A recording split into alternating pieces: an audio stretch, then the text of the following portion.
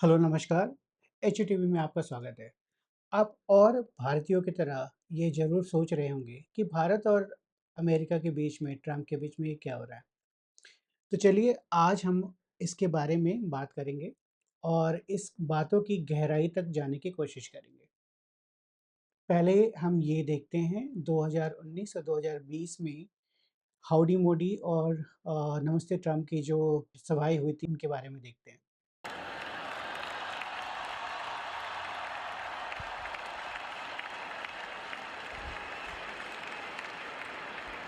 देखिए, कैसे ट्रम्प और मोदी ये दोनों हाथ में हाथ डाल के चल रहे हैं।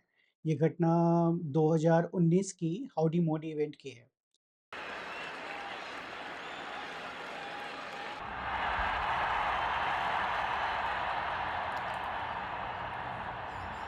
Always remember this remarkable hospitality. We will remember it forever.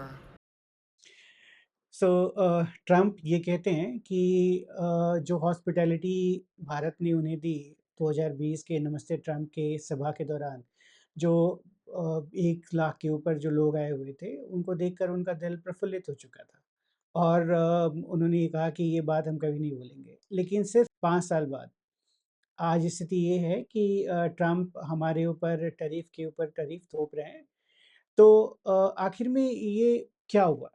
पिछले 4-5 सालों में ऐसी कौन-सी चीज़ें हुई कि ट्रम्प का ये जो रूप है इतना बदल गया? 2019 में हाउडी मोदी और 2020 में ट्रम्प की जो सभाएँ याद होंगी और ट्रम्प और मोदी के बीच में जो केमिस्ट्री दिखी, वो आज के हालात को देखकर ऐसा लगता है कि वो सपना था। और भारत में मोदी के विरोधी और दूसरे देश हैं, वो सभी इस बात को लेकर काफ़ी खुश हैं। तो अभी हम अगले कुछ मिनटों में इसको समझेंगे। अगर ये विषय आपको अच्छा लगा, ऐसी चीज़ों के बारे में आपको जानने की इच्छा है, तो हमारे इस एचयूटीवी को ज़रूर सब्सक्राइब करें, इसको लाइक करें और अपने फ्रेंड्स के साथ शेयर करें। चलिए हम इसको डिटेल में समझते हैं। देखिए, भारत और अमेरिका के रिश्ते राजनीतिक तौर से, कूटनीति के तौर पे काफ़ी जटिल बट अच्छे रहे हैं। पिछले 25 सालों में अलग-अलग सरकारों ने भारत में और अमेरिका में इस पे काफ़ी काम किया, मिलकर काम किया। अमेरिका में जो रिपब्लिकन या डेमोक्रेटिक पार्टी है और भारत में जो भी सरकारें आईं, सबने हमारे संबंधों को अच्छा करने की काफ़ी कोशिश करी। अमेरिका भारत का सबसे बड़ा ट्रेडिंग पार्टनर है। भारत से काफ़ी सारे लोग वहाँ पे अपनी पढ़ाई-लिखाई करने और आगे व्यवसाय करने जाते हैं और सभी मामलों में कल्चरली और सोशली, पॉलिटिकली हम दोनों के बीच में काफ़ी अच्छे संबंध हैं। अमेरिका दुनिया का सबसे बड़ा देश है, आर्थिक रूप से और सामरिक और सैन्य शक्ति के रूप। तो उसके साथ अच्छे संबंध बनाना भारत के लिए ज़रूरी है। इन संबंधों में ट्रम्प के दूसरी जो सरकार आई, इनकी कुछ एक्शंस के चलते इसमें कोई खटास आई। हम उन कारणों को समझने की कोशिश करेंगे। सबसे पहले आपको वर्ल्ड लिबर्टी फाइनेंशियल इसके बारे में आपको समझना होगा। देखिए, World Liberty Financial decentralized finance, DeFi और क्रिप्टो करेंसी की कंपनी है, जिसका गठन 2024 सितंबर में हुआ था। जी हाँ, ये वही समय है जब ट्रम्प अमेरिका में अपने राष्ट्रपति के दौड़ में आगे चल रहे थे और मागा मूवमेंट अपनी पूरी जोरों पर था। तो उसी समय इस कंपनी का गठन हुआ। इस कंपनी में तकरीबन 60% की हिस्सेदारी ट्रम्प परिवार की है। जी हाँ, ये जो cryptocurrency and decentralised finance protocol develop करने वाली जो कंपनी है, ये कंपनी में 60% की हिस्सेदारी ट्रम्प परिवार की है और स्टेबल कॉइन्स की जो सेल का 75% हिस्सा ट्रम्प परिवार को मिलने वाला है। आप समझ सकते हैं कि कंपनी पूरी तरह से ट्रम्प परिवार की कंपनी है। इसका कार्यभार ट्रम्प के दोनों बेटे और उनके 3 सहयोगी मिलकर करें। इसके बारे में हम कुछ डिटेल्स देखते हैं।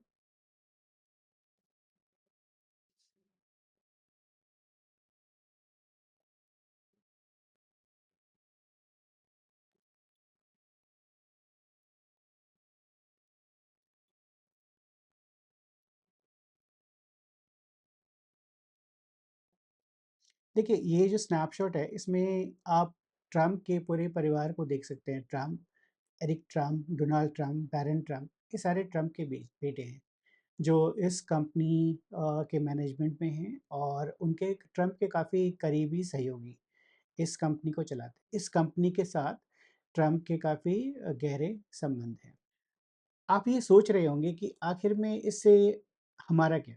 भारत और उसके टैरिफ का इस कंपनी से क्या लेना-देना है? लेकिन अगले कुछ मिनटों में आप जब इसकी डिटेल्स को समझेंगे तब आपको झटका लगेगा। इस कंपनी इसके पाकिस्तान के साथ काफ़ी गहरे संबंध देखिए 22 अप्रैल का वो दिन याद होगा, पहलगाम में जिस दिन निर्दोष लोगों की हत्या की गई थी। उसके सिर्फ 4 दिन बाद में ट्रम्प की ये जो कंपनी है डब्ल्यूएलएफ उसका पाकिस्तान क्रिप्टो काउंसिल पीसीसी जो कि एक सरकारी बॉडी है, क्रिप्टो करेंसी को पाकिस्तान में बढ़ावा देने के लिए और स्ट्रेटेजिक डायरेक्शन देने के लिए उसके नाम पे जिसका गठन हुआ है, उस बॉडी के साथ ट्रम्प की इस कंपनी का एक समझौता हुआ। ये 26 अप्रैल को हुआ, सिर्फ 4 दिनों बाद पहलगाम की हत्याकांड के बाद। इस काउंसिल जो पीसीसी काउंसिल है, पाकिस्तान क्रिप्टो काउंसिल, इसका गठन मार्च में ही हुआ था, मार्च 2025 में हुआ था और 7 अप्रैल को जिनपिंग चाओ ये बिनांस एक काफ़ी बड़ी क्रिप्टो करेंसी कंपनी है और उसके जो सीईओ रह चुके और को-फाउंडर और सीईओ रह चुके एक चाइनीज़ नेशनल हैं, उनको पीसीसी ने अपना एडवाइज़र बनाया। ये जो जिनपिंग चाओ हैं, इनको 2024 में जब बाइडेन प्रेसिडेंट थे, तब उनको जेल की सज़ा हुई थी। उनको मनी लॉन्ड्रिंग के आरोप में उन्हें जेल में डाला गया था। 2024 सितंबर में जब वो जेल से बाहर आए, जी हाँ, ये वही समय है जब वर्ल्ड लिबर्टी फाइनेंशियल का गठन हुआ 2024 सितंबर में और सितंबर में ही महाशय जेल से बाहर आए थे। इनको पाकिस्तान अपनी पीसीसी का एडवाइज़र बनाता है 7 अप्रैल को और 22 अप्रैल को पहलगाम की हत्याकांड होती है और 26 अप्रैल को उस वर्ल्ड लिबर्टी फाइनेंशियल और पीसीसी का समझौता होता है। देखिए पाकिस्तान में क्रिप्टो करेंसी का मार्केट तकरीबन $300 बिलियन का है।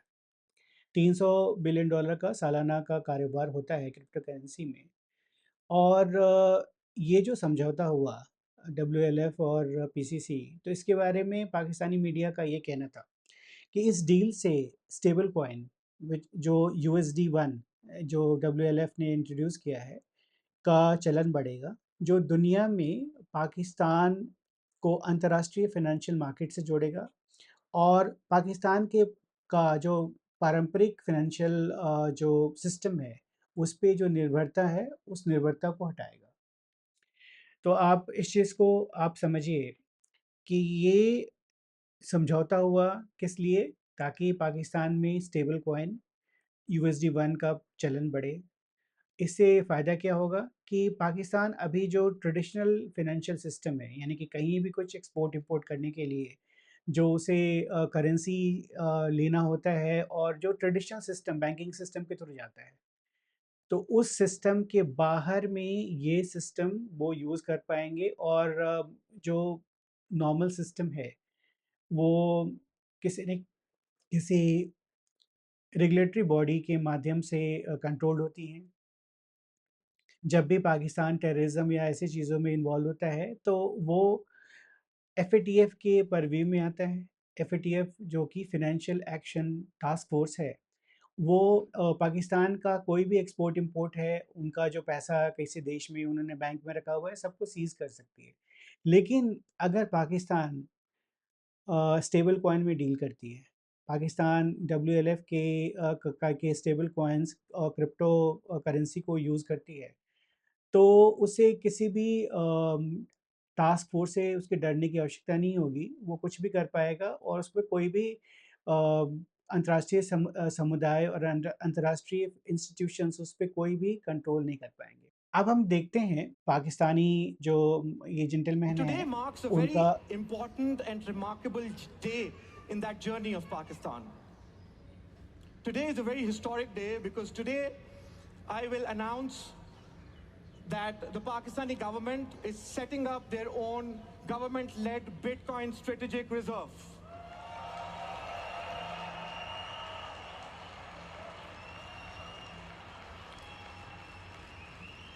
And we want to thank the United States of America again because we are getting inspired. सो आप ये देख सकते हैं कि पाकिस्तान क्रिप्टो पे कितना एग्रेसिव है। ऑब्वियसली होना भी चाहिए क्योंकि इससे पाकिस्तान को फ़ायदा होगा। पाकिस्तान अपनी कल को एफएटीएफ के परव्यू में नहीं आएगा। एफएटीएफ उस पे कोई एक्शन नहीं ले पाएगी और वो अपनी जो टेररिज्म फंडिंग है, वो कंटिन्यू रख पाएगा। और आप ने अगर ध्यान से सुना होगा इन महाशय को, तो वो इस जो जो फ़ॉर्मेशन है स्ट्रेटेजिक रिज़र्व का जो उन्होंने अनाउंसमेंट किया, उसमें वो अमेरिका को थैंक यू बोल रहे हैं। अमेरिका से इंस्पायर हो रहे हैं। और देखिए जो भी कारोबार स्टेबल कॉइन का बढ़ेगा पाकिस्तान में और होगा, आपको ध्यान होगा कि स्टेबल कॉइन का 75% रेवेन्यू किसको जाने वाला है? ट्रम्प परिवार को।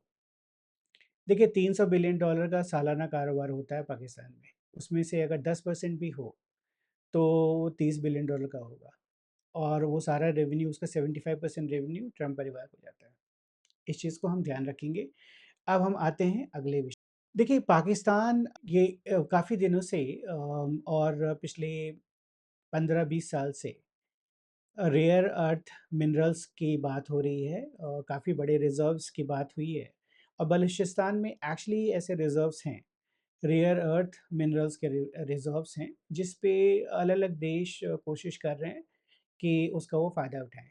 चीन ने इन्हीं मिनरल्स के चलते सीपैक करके एक एग्रीमेंट किया था।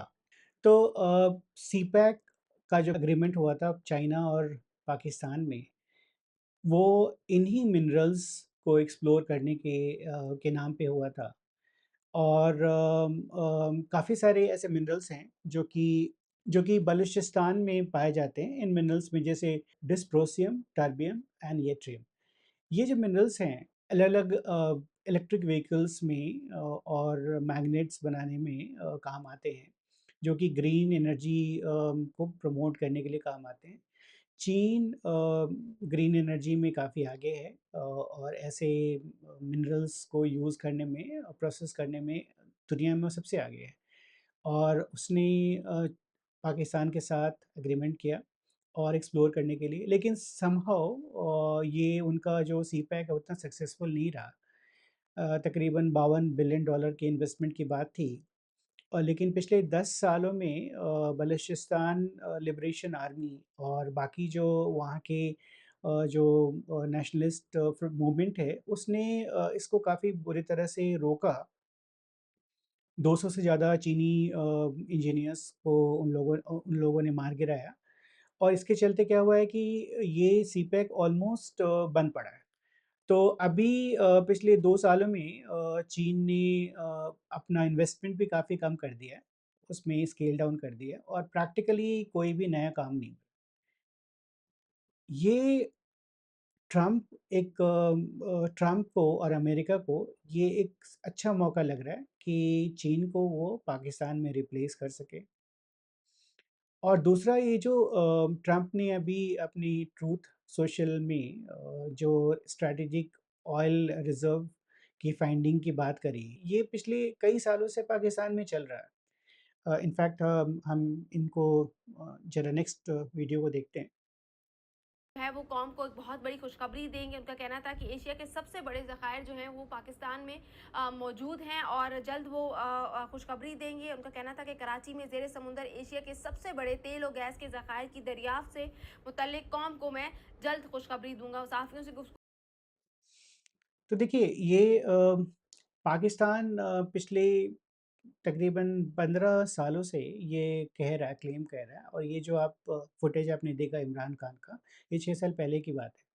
6 साल पहले भी उन्होंने अनाउंस किया था कि पाकिस्तान में एशिया के सबसे बड़े ऑयल रिज़र्व्स का पता चला है। कराची के पास में समुंदर में ये रिजर्व्स मिले हैं। अभी पिछले साल 2024 में सिंध में ऐसे रिजर्व्स मिलने की बात हुई है। तो पाकिस्तान में जगह-जगह पे ये बातें पिछले कई सालों से होती आ रही हैं। और पाकिस्तान अभी फ़िलहाल 85% अपना जो रिक्वायरमेंट है ऑयल का, वो इम्पोर्ट करके पूरा करता है। देश में जितनी भी उसकी खपत है उसका 15% वो खुद ही प्रोड्यूस करता है और ये जो 15% है, ये 1952 में सुई करके एक जगह है, वहाँ पे तेल मिला था, तेल के कुएँ मिले थे। वहीं से उसके पास अभी भी वो एक्टिव है और वहाँ से तेल की प्राप्ति होती है। उसके अलावा उन्होंने काफ़ी कोशिश करी कई जगह एक्सप्लोर करने की और पिछले 15-20 सालों में कई बार गवर्नमेंट ने वहाँ में ये अनाउंस किया कि हमें ये तेल मिल गया है या मिलने वाला है, बट ऐसा कुछ हुआ नहीं। तो हमें ऐसा लगता है कि जो करंट गवर्नमेंट है, उन्होंने इस चीज़ को ट्रम्प को ज़रूर प्रॉमिस किया। उन्होंने बोला होगा कि भई चीन से आप लेकर सारे मिनरल्स को आप एक्सप्लोर करें और ये तेल जो है, तेल भी आप ही की कंपनी, अमेरिकन कंपनी इसको डेवलप करे और उसको ओन करे। उसकी कुछ रॉयल्टी पाकिस्तान को मिल जाएगी। तो ऐसे करके उन्होंने कुछ प्रॉमिस किया है। अब एग्ज़ैक्टली जो डिटेल्स हैं अभी पब्लिक नहीं है बट ट्रम्प ने इसको अनाउंस किया है। देखिए इसको आई एम श्योर नेक्स्ट कुछ दिनों में ये प पता चल जाएगा। और जो तीसरा कारण है, जो भारत और अमेरिका के रिश्तों को प्रभावित कर रहा है, वो है ट्रम्प की नोबेल प्राइज़ लेने की चाहत। अब आप सोच रहे होंगे कि ये एचईटीवी का होस्ट ये क्या कर रहा है? इसका भारत और अमेरिका से जो टैरिफ वॉर चल रही है, उसका क्या लेना-देना है? तो एक्चुअली आप अगले 2-3 मिनट में इसके बारे में हम बात करेंगे, तब आपको समझ में आएगा कि सभी चीज़ें कहीं न कहीं एक-दूसरे से जुड़ी पड़ी हैं। ये देखते हैं। 2009 में ओबामा को नोबेल पीस प्राइज़ मिला था। ये 11 उसके months on the coronation job, की and he's घटना now a Nobel laureate. In a ceremony at Oslo City Hall, President Barack Obama joined the exalted company of Nelson Mandela and Mother Teresa. I receive this honor with deep gratitude and great humility. He was cited for re-engaging America in global diplomacy. देखिए Trump Obama से काफ़ी चिढ़ते हैं। अगले कुछ पलों में हम उसको देखेंगे कि इसके पीछे क्या कारण है। बट ट्रम्प के पास आज के दिन में सब कुछ है। वो खुद ही एक रिच बिज़नेसमैन थे। कई बिलियन डॉलर की उनकी अपनी नेटवर्थ है और आपने देखा कि अभी भी वो अलग-अलग तरीक़ों से पैसे बनाने की पूरी कोशिश कर रहे हैं। और प्रेसिडेंट भी हैं दुनिया के सबसे पावरफुल कंट्री का। बट जब वो प्रेसिडेंट नहीं थे और ओबामा जब प्रेसिडेंट थे, तो ओबामा ने उनको सार्वजनिक तौर पे अपमानित किया था। व्हाइट हाउस में एक पब्लिक फंक्शन था, उसमें उन्होंने ट्रम्प को अपमानित किया और ट्रम्प इस चीज़ को कभी भूले नहीं। हम ज़रा उस सीन को देखते हैं। And I know just the guy to do it. Donald Trump is here tonight. Now, I know that he's taken some flack lately, but no one is happier, no one is prouder to put this birth certificate matter to rest than the Donald. And that's because he can finally get back to focusing on the issues that matter. देखिए जब Obama राष्ट्रपति बने थे, तो कई सारे लोगों ने उनके नेशनैलिटी पे शक किया था। कई लोगों का कहना था कि वो केन्या बॉर्न हैं, अफ्रीका बॉर्न हैं, तो वो अमेरिका के राष्ट्रपति नहीं हो सकते। ट्रम्प ने भी इस बात को अलग-अलग मीटिंग्स में, अलग-अलग मीडिया हाउसेस में ये बात रखी थी। और ओबामा राष्ट्रपति बनने के बाद से इस चीज़ से काफ़ी नाराज़ थे और उन्होंने एक व्हाइट हाउस में फंक्शन हुआ, उसमें इस चीज़ को ट्रम्प के ऊपर में अपनी नाराज़गी निकाली थी। आगे देखते हैं। Like, did we fake the moon landing? What really happened in Roswell? And where are Biggie and Tupac? Say what you will about Mr. Trump, he certainly would bring some change to the White House. Let's see what we've got up there.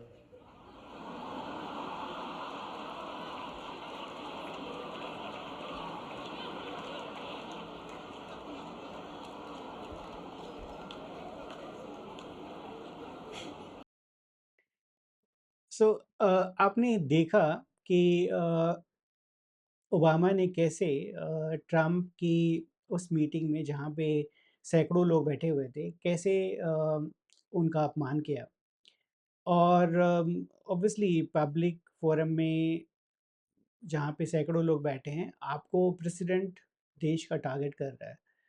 I am sure कोई भी होता उस जगह पे उसे बहुत ही बुरा लगता। इनफैक्ट ये पूरा जो वीडियो मैंने पहले देखा, मुझे भी बड़ा अजीब सा लगा, मुझे अच्छा नहीं लगा। मुझे नहीं लगता है कि ओबामा ने जो किया वो प्रेसिडेंट की गरिमा के तहत आता है। वो एक पावरफुल पोजीशन है, उसे ऐसा नहीं करना चाहिए था बट उसने किया। और ट्रम्प उस समय एक साधारण आदमी था। एक साधारण इन द सेंस कि एक बिज़नेसमैन था, पैसा वाला था लेकिन ऑब्वियसली पावरफुल नहीं था। रिपब्लिकन पार्टी में भी उसका कोई होल्ड नहीं था। वो एक आउटसाइडर टोटल आउटसाइडर था। लेकिन मुझे ऐसा लगता है कि उस घटना के बाद से उसने ये ज़रूर सोचा होगा कि वो प्रेसिडेंट बनकर ओबामा को दिखाएगा और उसने ऐसा किया। इनफैक्ट जब प्रेसिडेंट वो बन गए, तो सारी चीज़ें उनकी हो गई। वो प्रेसिडेंट बन गए, पोजीशन पे आ गए, पैसा उनके पास था। बट ओबामा के पास एक एडिशनल चीज़ थी, वो क्या थी? रिकॉग्निशन और वो नोबेल पीस प्राइज़ उसे मिला हुआ था। और ये ट्रम्प उसको उसकी बराबरी करने के लिए उसे ये प्राइज़ ज़रूर चाहिए। इनफैक्ट वो इतना डेस्परेट है इस पीस प्राइज़ के लिए कि उसकी प्रेस सेक्रेटरी कैरोलिन लेविट इसने व्हाइट हाउस में जो डेली प्रेस ब्रीफिंग्स होती हैं उसमें एक्चुअली ये डिमांड किया। आप इसे देखिए। The president has now ended conflicts between Thailand and Cambodia, Israel and Iran, Rwanda and the Democratic Republic of the Congo, India and Pakistan, Serbia and Kosovo, and Egypt and Ethiopia. This means President Trump has brokered, on average, about one peace deal or ceasefire per month during his 6 months in office. It's well past time that President Trump was awarded the Nobel Peace Prize. तो देखिए उसकी Trump की press secretary जो है एक executive position है, वहाँ पे इम्पोर्टेंट पोजीशन है। जहाँ पे जैसे मिनिस्टर, जैसे हमारे देश में मिनिस्टर्स होते हैं, वहाँ पे सेक्रेटरीज होते हैं। तो ये इन्फॉर्मेशन एंड ब्रॉडकास्टिंग मिनिस्टर जैसी पोजीशन है। तो वो अपनी व्हाइट हाउस की सीट से ये डिमांड कर रहे हैं। तो आज से आप समझ सकते हैं कि ट्रम्प के लिए ये नोबेल पीस प्राइज़ कितना इम्पोर्टेंट। नाउ आपका ये प्रश्न होगा कि ठीक है, इसका भारत से क्या लेना-देना? अब मैं ये बताता हूँ, इससे क्या लेना-देना। ये जितने भी देशों का कैरोलिन लेविट जो प्रेस सेक्रेटरी हैं ने नाम लिया, किसी भी देश ने ट्रम्प के इस बात का खंडन नहीं किया और सिर्फ भारत देश है जिसने ये कहा कि ट्रम्प का इसमें कोई रोल नहीं है।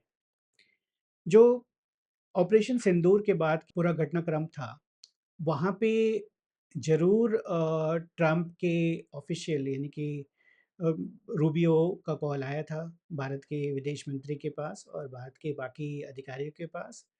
और जब उन्होंने इस युद्ध को रोकने की बात करी, तो भारत ने उनको ये कहा कि आप हमें बोलने के बजाय पाकिस्तान के ऑफ़िशियल चैनल से अगर ये रिक्वेस्ट है तो हम इसे रोकेंगे। तो इसके बाद से आई एम श्योर रूबियो ने पाकिस्तानी जो एस्टेब्लिशमेंट है वहाँ बात करी होगी। फिर पाकिस्तान के डीजीएमओ का कॉल भारत के डीजीएमओ के पास आया, जो एस्टेब्लिश्ड मैकेनिज़्म है आर्मी टू आर्मी बातचीत करने का और उसके बाद से ये सीज़फायर हुआ।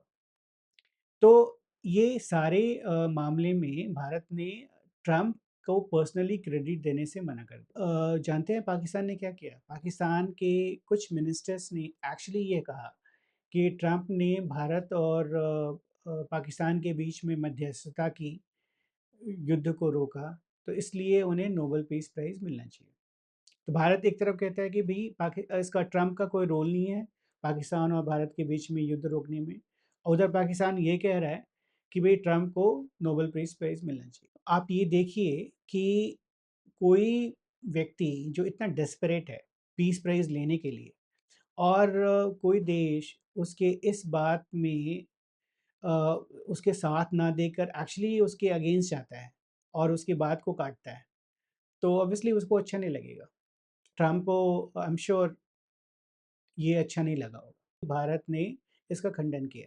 नोबेल पीस प्राइज़ लेने का जो केस बनाया है, उस केस को ये कमज़ोर कर तो भारत इस मामले में उसके अगेंस्ट गया। अब हम देखते हैं अगला मामला। देखिए ट्रम्प एक बिज़नेसमैन है। इलेक्शन के समय उसका एक नारा रहा है कि अभी तक आपने जनता ने आम पॉलिटिशियंस को वोट दिया है, पॉलिटिशियंस को इलेक्ट किया है, तो आप एक आउटसाइडर, एक बिज़नेसमैन को इलेक्ट करें।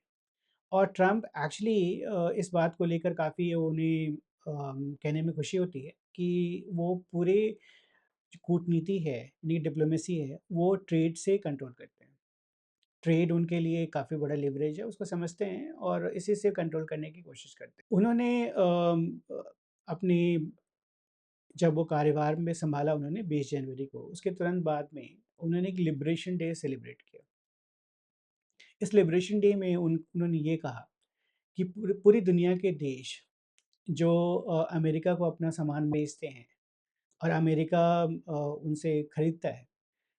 देखिए अमेरिका एक धनी देश है और वो कंज़म्पशन की कैपेबिलिटी उनकी काफ़ी ज़्यादा है। कई लोग कैश या क्रेडिट पे भी वो कंज़म्पशन करते हैं, चीज़ें खरीदते हैं। इसको ट्रम्प को हमेशा से लगता रहा कि भई हम तो खरीदते हैं, लेकिन हम बेचते नहीं हैं।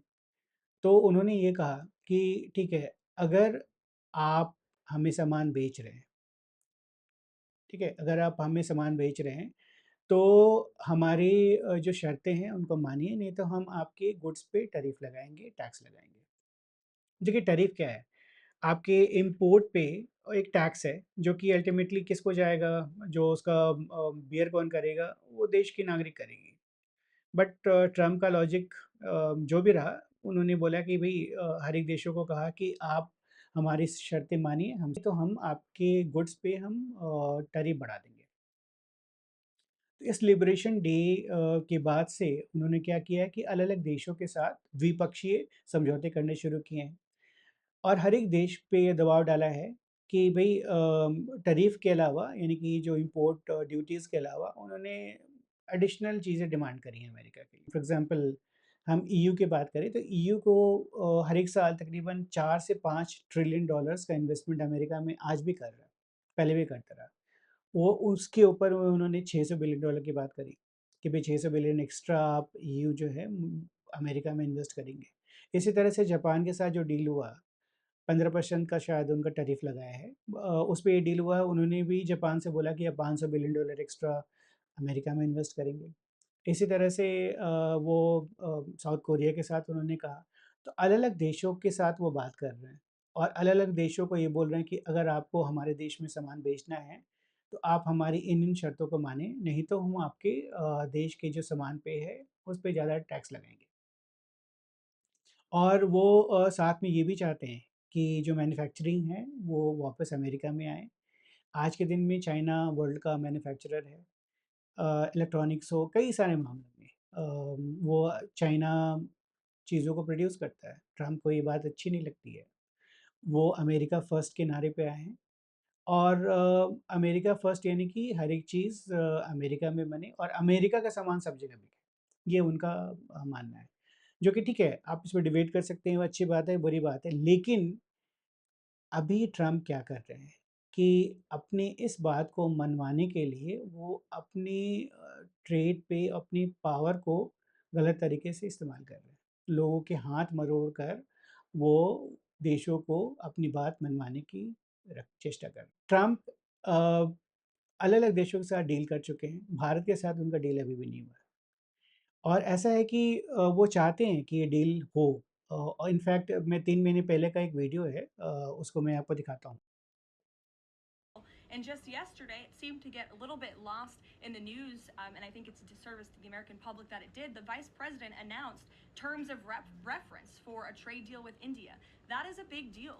We know when we look at the numbers, the monetary trade barriers and the non-monetary trade barriers from India, they have been ripping off the United States and American workers for a very long time. So the fact the vice president with Prime Minister Modi on that trip in India announced these terms of reference, which is essentially a framework to move the ball forward. सो भारत का America के साथ deal के लिए काफ़ी पहले से कोशिश हो रही है। इनफैक्ट भारत वो पहले कुछ देशों में से है, जो ट्रम्प के राष्ट्रपति बनने के तुरंत बाद उन्होंने ये डिस्कशन शुरू कर दी। कई सारे मामलों में दोनों के बीच में समझौता हो चुका है और मुझे लगता है कि 70-80% जो गुड्स हैं, उन पे डिस्कशन हो चुका है, बात हो चुकी है। पर कुछ मामले हैं जहाँ पे ये पेच फँस गई है। अब वो मामले ऐसे हैं जहाँ पे मुझे नहीं लगता है कि भारत सरकार उस पे कुछ एक्शन ले पाएगी और ट्रम्प के चाहत के अनुसार काम कर पाएगी। जहाँ मामला अटका है, वो कृषि का मामला है और डेयरी का मामला है। कृषि में अमेरिका चाहता है कि वहाँ पे जेनेटिकली मॉडिफाइड क्रॉप्स वहाँ पे काफ़ी होते हैं। जेनेटिकली मॉडिफाइड क्रॉप्स यानी कि जिसका जो नेचुरल नहीं है, जिनके जीन्स में कहीं न कहीं छेड़खानी की हुई है और वो अमेरिका में बहुतायत में मिलते हैं, काफ़ी धड़ल्ले से बिकते हैं। पर भारत में बहुत सारे क्रॉप्स में ये अलाउ नहीं है। हमें पता होना चाहिए कि हम जो खा रहे हैं, वो भविष्य में कोई हानि तो नहीं करेगा हमारी बॉडी के साथ, मनुष्यों के साथ कोई छेड़खानी तो नहीं करेगा और कल को ये बाकी फसलों को नुकसान तो नहीं करेगा। इस चीज़ के बारे में हमें पता नहीं है क्योंकि हमें पता नहीं कि वो कौन से जीन्स के साथ क्या उन्होंने छेड़खानी करी है। तो हमने जेनेटिकली मॉडिफाइड क्रॉप्स को हमने बैन करके रखा। अमेरिका चाहता है कि इस बैन को हटाया जाए। वो चाहता है कि भारत में अमेरिकी प्रोडक्ट हैं, जो कृषि से रिलेटेड जो सामान हैं, वो बिके और वो मोस्टली जेनेटिकली मॉडिफाइड सामान भी यहाँ पे धड़ल्ले से बिके, जो कि हमने मना किया। और दूसरा पॉइंट है जहाँ पे सारा डिस्कशन अटका पड़ा है, वो है नॉन-वेज डेयरी का। अब ये सोच रहे हो कि नॉन-वेज डेयरी क्या है? देखिए, अमेरिका में कई सारे जो किसान हैं, वो अपनी जो गाय हैं, उनको बोन मैरो जो मज्जा और मांस ऐसी चीज़ें खिलाते हैं, ताकि उनका जो दूध है, वो ज़्यादा गाढ़ा हो, प्रोटीनेशियस हो। ऑब्वियसली ऐसी चीज़ें भारत में तो एक्सेप्टेबल नहीं है। हमारे देश में हमारी सेंसिटिविटी के खिलाफ है, तो हम उसे एक्सेप्ट नहीं करेंगे। लेकिन ट्रम्प की ज़िद है कि भई ये तो अलाउ करना पड़ेगा। ये उसे नॉन टैरिफ बैरियर की बात करता है। अभी जो प्रेस सेक्रेटरी ने कहा कि भारत नॉन टैरिफ बैरियर्स लगाता है। तो ये भी बैरियर है। आप जीएम क्रॉप अपने देश में बेचिए, आप भारत में क्यों बेचना चाहते हैं? आप अपना नॉन-वेज मिल्क या किसी तरह का मिल्क है, अपने देश के लोगों को जो खिलाना-पिलाना है, आप खिलाइए। आप भारत में क्यों पुश करना चाहते हैं? लेकिन ट्रम्प हैं, उनका कहना है कि भई अमेरिका के राष्ट्रपति हैं। अमेरिका के राष्ट्रपति हैं, तो पूरी दुनिया के लोग वो जो कहें वो मानें। तो अभी ऐसे मामलों में तो भारत एक्सेप्ट नहीं करेगा, तो डील तो होगी नहीं। और अगला मामला जो भारत और अमेरिका के बीच के तनाव को बढ़ा रहा है, वो है ब्रिक्स का मामला और रूस से भारतीय जो तेल ले रहे हैं, वो उसका मामला। जो ब्रिक्स के बारे में अमेरिकी राष्ट्रपति ट्रम्प का क्या कहना है, ये हम देखते हैं। Impose 100% tariffs on BRICS nations unless they commit to not developing a new currency. Trump made the declaration in a Truth Social post Saturday saying, quote, there is no chance that the BRICS will replace the US dollar in international trade, and any country that tries should wave goodbye to America. BRICS is a group comprised of 9 countries with emerging economies. They initially included Russia, China, India, Brazil, and South Africa, but earlier this year, Iran, Egypt, Ethiopia, and the United Arab Emirates formally joined the group. देखिए BRICS originally 5 countries थे, जैसा आपने इस report में देखा। Brazil, India, Russia, south Africa and China. और ये कोई एंटी वेस्ट या एंटी अमेरिकन कोई लॉबी या बॉडी नहीं थी।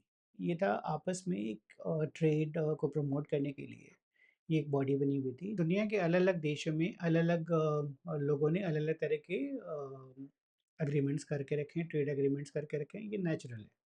इसी तरह से 5 अलग-अलग देश इकट्ठा हुए और उन्होंने एक बॉडी बनाई, ट्रेड बॉडी बनाई।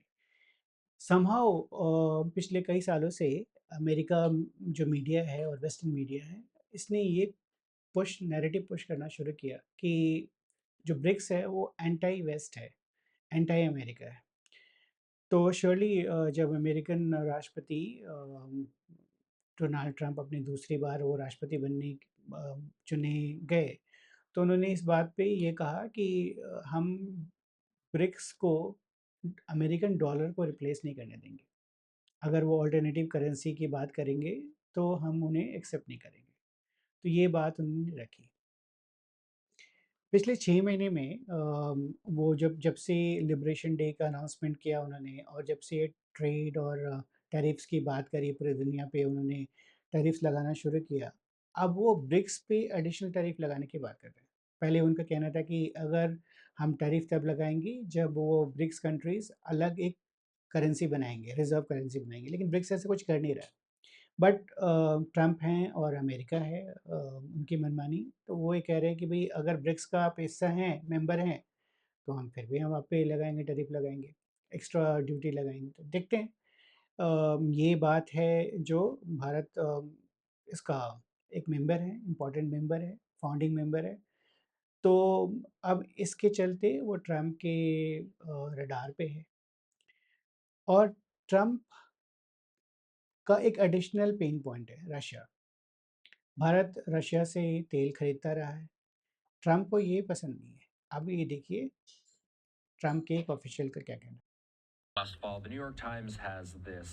India is saying that it will keep purchasing cheap oil from Russia despite a threat of penalties from President Trump. The Times says that the move reflects increasing frustration surrounding the US India relationship, a relationship that was once much praised, but has been souring rapidly. Trump recently said he would impose an unspecified penalty on India if they didn't cut their imports of Russian oil. आपने देखा कि भारत जो रूस से कच्चा तेल ले रहा है, इसको लेकर अमेरिका और ट्रम्प काफ़ी खासे नाराज़ हैं। वो नहीं चाहते हैं कि भारत रूस से कोई तेल ले। बट प्रॉब्लम ये है, समस्या ये है कि अमेरिका हमेशा एक नया डिमांड रखता है। इसके पहले हम ईरान से तेल ले रहे थे, तो उन्होंने ईरान बोला कि ईरान से आप तेल ना लें। फिर हमने वेनेजुएला से तेल लेना शुरू किया। अमेरिका के वेनेजुएला से रिश्ते ख़राब हुए, तो उन्होंने कहा कि अब भारत को कहा कि आप हम वेनेजुएला को सैंक्शन कर रहे हैं, आप वेनेजुएला से तेल ना लें। फिर हमने रशिया से तेल लेना शुरू किया, तो भई अब उन्होंने ये कहा कि आप रशिया से तेल ना लें और तेल हम किससे लें? तो भई अमेरिका तेल बेचना चाह रहा है। अब वो चाहता है कि हम अमेरिका से तेल लें। तो कुल मिला के ये ऐसी बातें हो रही हैं जो कि जिस पे हमें भारत के लिए एक्शन लेना और उसे खुश रखना बहुत मुश्किल है। हम बाकी देशों जैसे नहीं हैं कि किसी विदेशी ताकत को खुश रखने के लिए उसकी कोई भी डिमांड को हम मान लें। अगर रीज़नेबल डिमांड्स हो तो अलग बात है, लेकिन उनके सभी बातों को और अपने देश के लोगों के इंटरेस्ट के अगेंस्ट जाकर हम तो बात मानने वाले हैं नहीं। आप ये पूछेंगे कि हम अलग क्या कर सकते हैं? भारत और अमेरिका के संबंध अच्छे हो जाएँ। हमारा ये कहना है कि हम कुछ अन्य देशों जैसे नहीं हैं कि हम किसी और देश को, एक विदेशी ताकत को खुश रखने के लिए हम ऐसे कदम उठाएँ जो जनता के हितों के खिलाफ हो।